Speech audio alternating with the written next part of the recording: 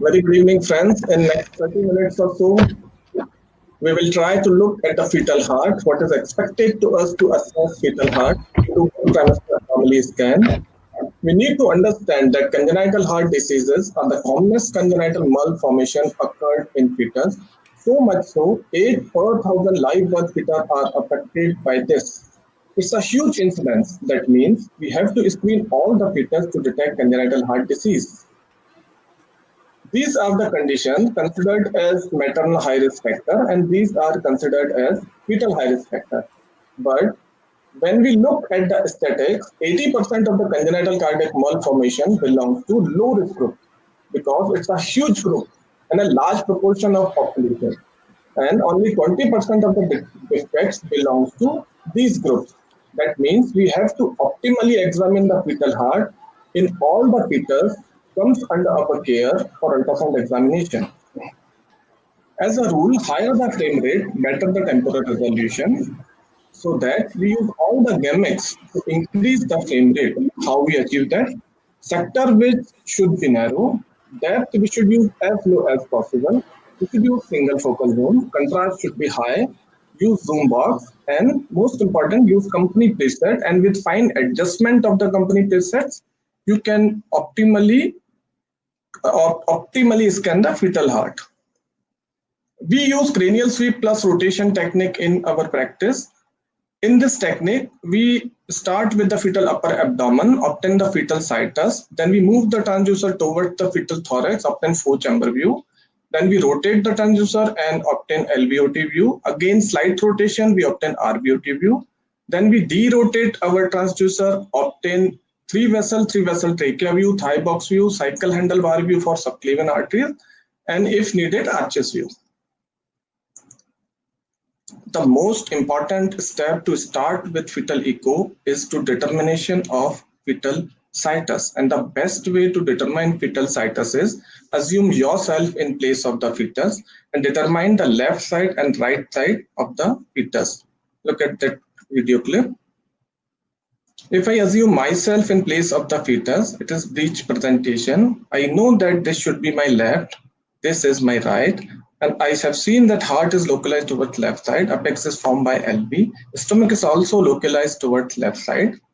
That means this fetus is in situs solitus position, but before consider that fetus is in situs solitus position, we have to see certain bookmarks in the fetal upper abdomen. We have draw an imaginary line from the fetal spine to the anterior chest wall, and we look at our bookmarks. The aorta should localize towards left of that midline, slightly towards left. The IVC is anterior and right to the aorta.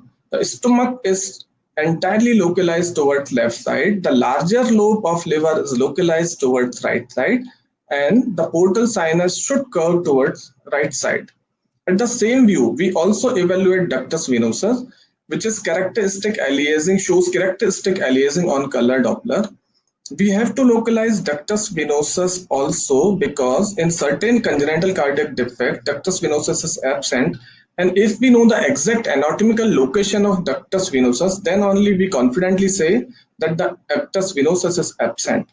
It is localized at the junction of umbilical vein with the right portal sinus, just at the turning of portal sinus towards right.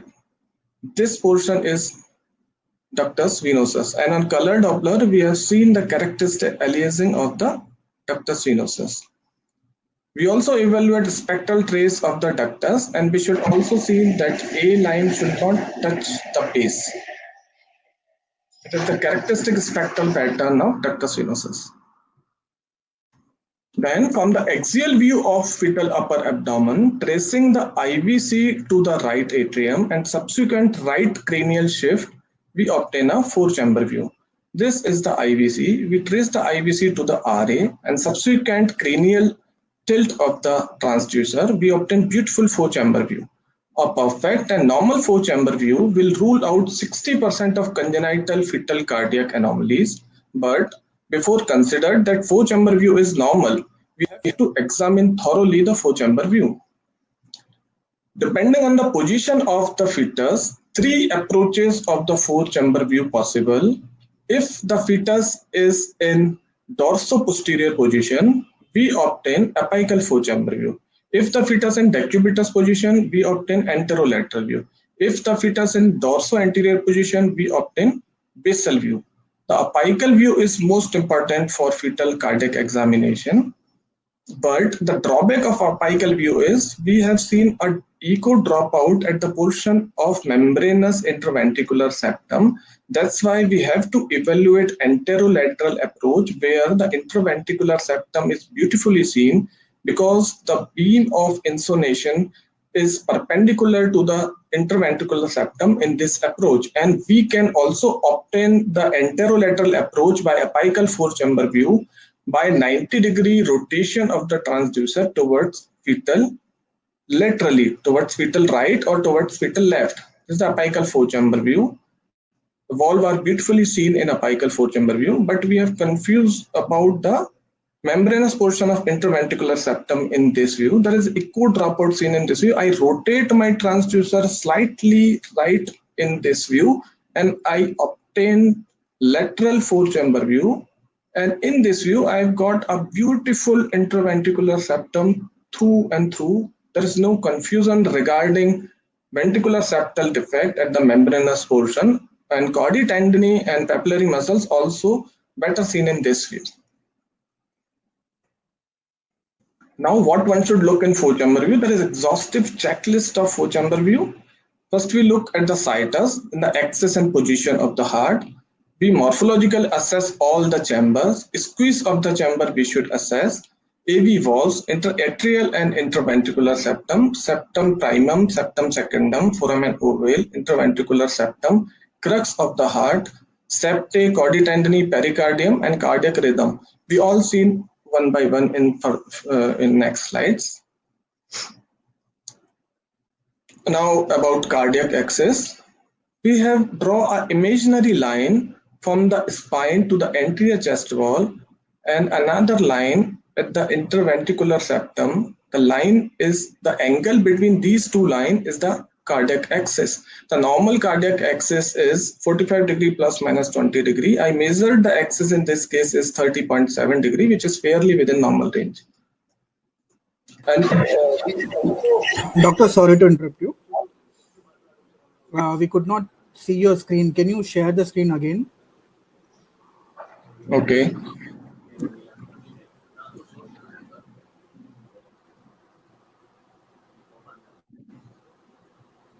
Since beginning, you are not seen screen? No. Just now. I think Dr. Richa ma'am has joined now. She might have used it, the share option. Okay.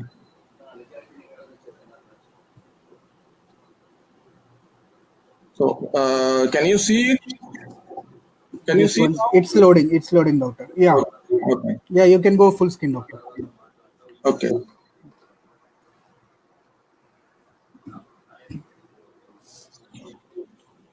You can start with the last last slide, doctor. Before this, yeah. Yes, cardiac axis and position. Yes. Yeah. We draw an imaginary line from fetal spine. Fetal spine to the anterior chest wall, and the angle formed by the interventricular septum to that line is the cardiac axis. The normal range of cardiac axis is 45 degree plus minus 20 degree. In this case, I measured it 30.7 degree, and the fetal position is also obtained by this imaginary line. The 2/3 of fetal heart should localize toward the left side of this mid-spinal line and only 1/3 towards the right. And this line should bifurcate with at the anterior wall of right ventricle. And the cardiothoracic circumference ratio, actually we only eyeballing the cardiac size, but for purpose of documentation, we can draw a circle around the heart and another circle around the fetal thorax, and the machine automatically calculate cardiothoracic circumference ratio. In this case, I measured it 0.47, which is fairly within normal range. Normal cardiothoracic ratio is constant throughout the pregnancy between mean value of 0.45 at 17th week to 0.5 at term. Now we morphologically assess all the cardiac chambers. First we assess RA. RA is a square shaped chamber with posterior wall very smooth.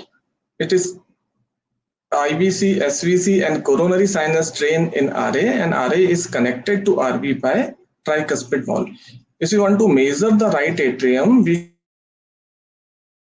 should measure from the tip of the AV valve to the posterior wall of RA in the length, and from the free wall of RA to the interatrial septum, middle of the interatrial septum in the width. The spotting of the coronary sinus is very important. We have to spot the coronary sinus, normal coronary sinus. It's really difficult, but if you seen the coronary sinus normally, you never misinterpreted it with ostium primum ASD. If you slowly move from the fetal upper abdomen to the fetal heart, really very slowly, you can spot the coronary sinus beautifully along the crux open in RA. Just the normal coronary sinus open in RA, you should not misinterpret it with ostium primum ASD. It is seen only when you move your transducer very slowly from axial view of fetal upper abdomen to the fetal thorax. This is the beautiful coronary sinus open in RA.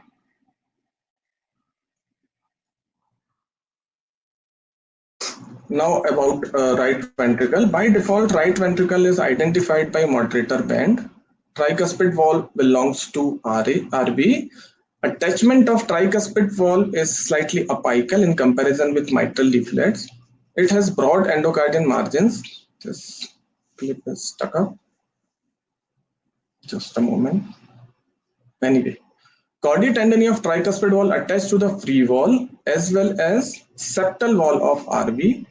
In LV, there is no septal attachment of chordae tendineae. That's why LV looks smoother than the RB. There is a crux in between the septal attachment of tricuspid leaflet and the septal attachment of mitral leaflet.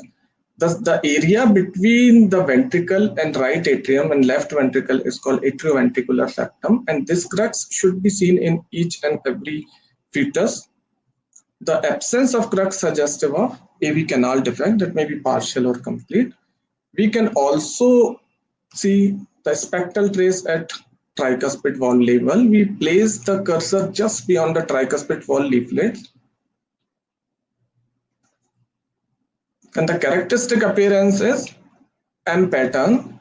The E wave is slightly lesser than A wave in the fetus because the E wave shows the passive ventricular filling and A wave is active atrial contraction. Because the ventricular compliance is lesser in fetus, the E wave is less than A wave in antenatal period. Now, morphological assessment of left ventricle.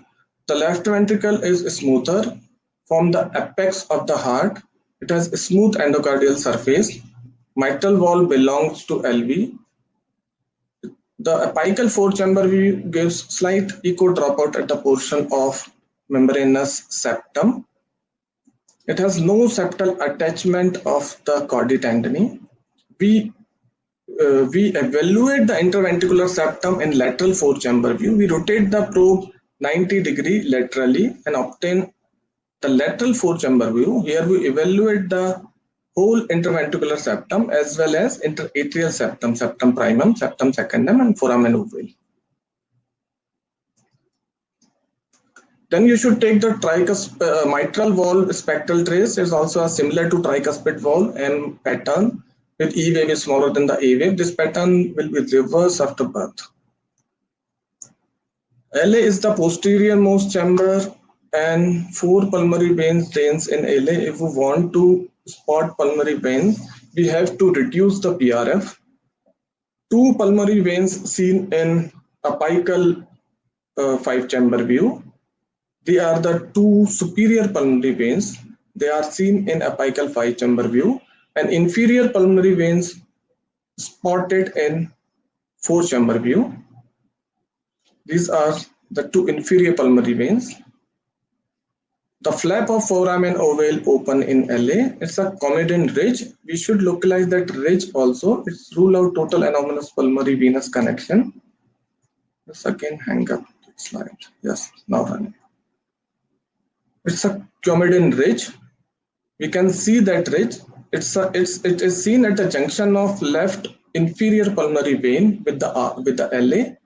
If the ridge is absent, then it is high possibility of there is TAPVC. The descending aorta should be in close proximity with LA. Then it's a case of complete AV canal, total loss of crux, single AV wall.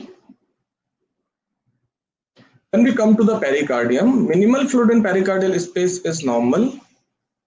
The minimal fluid which we have seen only in systole and disappear in diastole is absolutely normal. The greater than 2 millimeter in second trimester and greater than 3 mm in third trimester width of pericardial fluid considered as significant. This much of pericardial fluid is normal.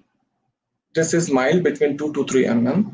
This is moderate pericardial effusion with few tiny septa also seen, suggests infective etiology. This is cross pericardial effusion with dangling heart.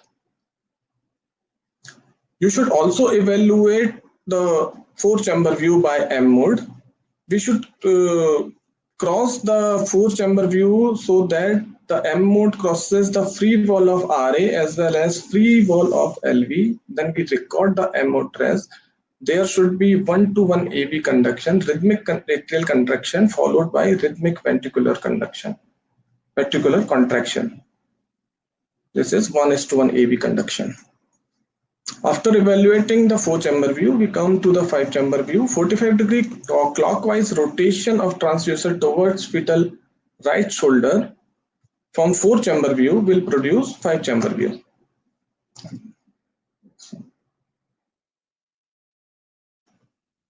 This is the 5-chamber view. It is useful in assessing both inlet and outlet portion of LV. Anterior wall of aorta should be in continuation with interventricular septum and posterior wall of aorta should be with anterior mitral leaflet. This is the best view to rule out subaortic VSD. We can see both inlet as well as outlet of LV. This is the mitral inflow, this is the aortic outflow. The aortic wall leaflets should disappear in systole. If they seen in throughout the systole and diastole, this suggests aortic stenosis. Aortic annular measurement and measurement of ascending aorta taken in this view. You should also document spectral trace at LVOT. We place the gate just beyond the AV wall and the characteristic pattern is single peak. The upper limit of normal is 100 cm per second. In this case, there is a loss of continuity between ventricular septum and anterior wall of aorta. The beautifully seen subaortic VSD. There is loss of continuity between the septum and the aortic wall. Further 45-degree clockwise rotation of the transducer from LVOT view produces RVOT view. This is my favorite view. We evaluate whole of the right heart by this single view. This is RA, tricuspid wall, RB, pulmonary wall, main pulmonary artery, right branch, left branch. We can take measurement also at this view. You can take measurement of pulmonary artery at the level of pulmonary wall in systole. We measure the valvular diameter at the hinge point of the pulmonary wall. Then the main pulmonary artery at the mid portion of the wall and the division of pulmonary artery, and right and left branch pulmonary artery are measured at their origin. This also stuck up.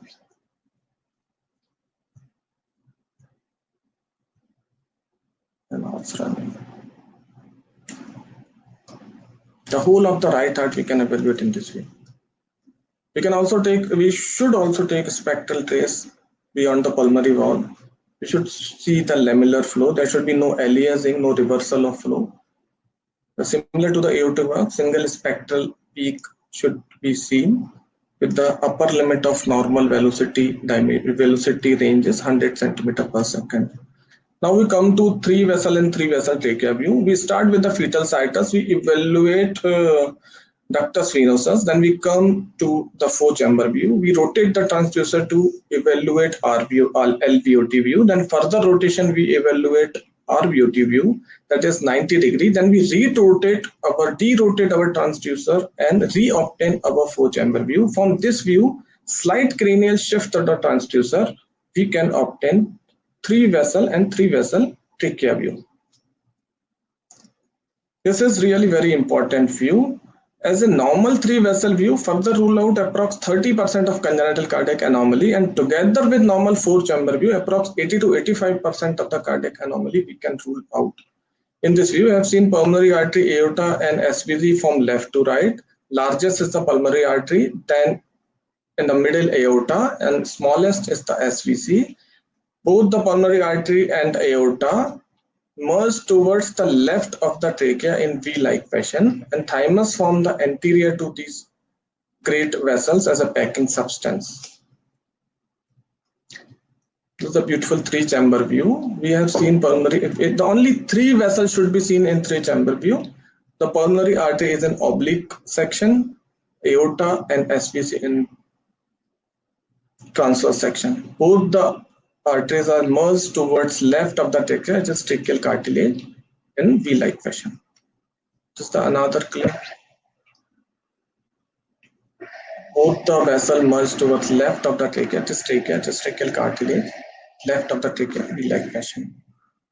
This is the case of hypoplastic left heart.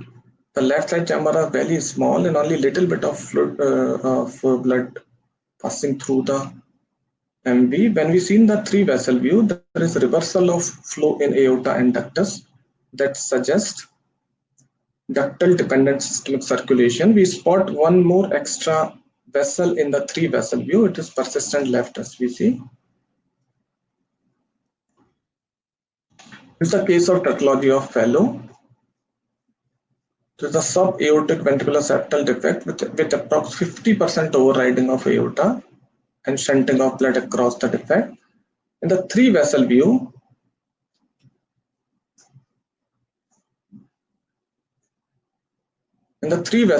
we have seen the pulmonary artery is quite small than the aorta.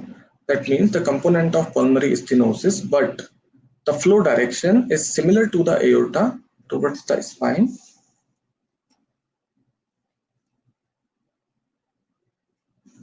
We also evaluate thymus in 3-vessel view.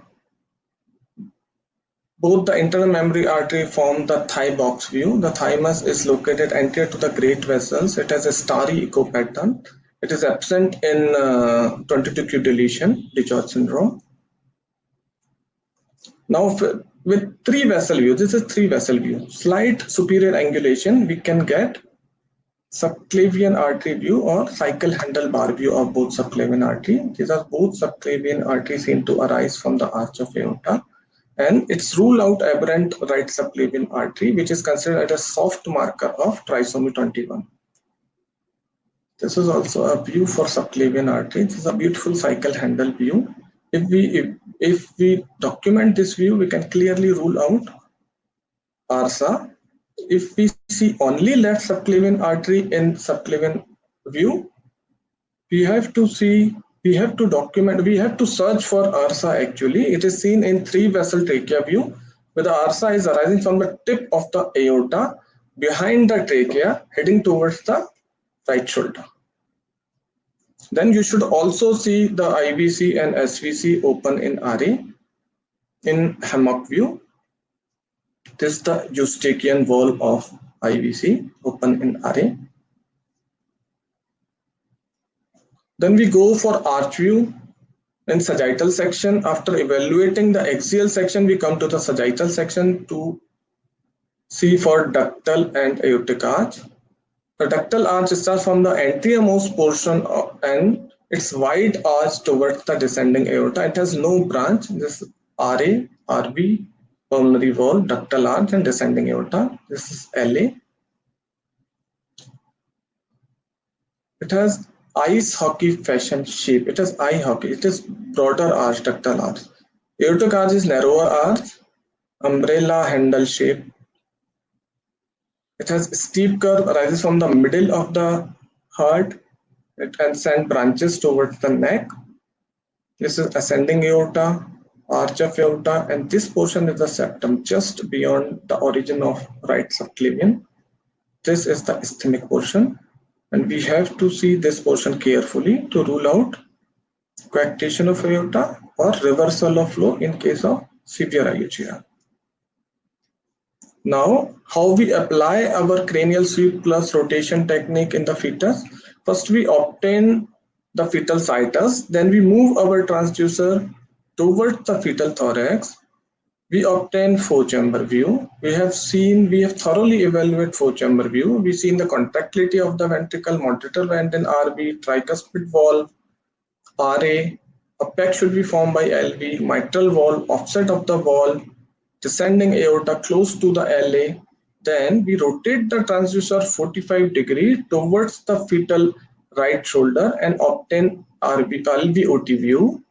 Here we seen septo-aortic and aortomitral continuity, aortic wall, mitral inflow and LV outflow. Then we further rotate our transducer 45 degrees towards the fetal left shoulder. We obtain RVOT view, right atrium, tricuspid valve, right ventricle, pulmonary valve, main pulmonary artery, right and left branch pulmonary artery, aorta in the midway, circle and sausage appearance. Then we derotate our transducer 90 degrees and again obtain our four-chamber cardiac view. We again evaluate everything in four-chamber, their contractility, pericardium, retrocardiac space, AV valve, crux, ventricular septum.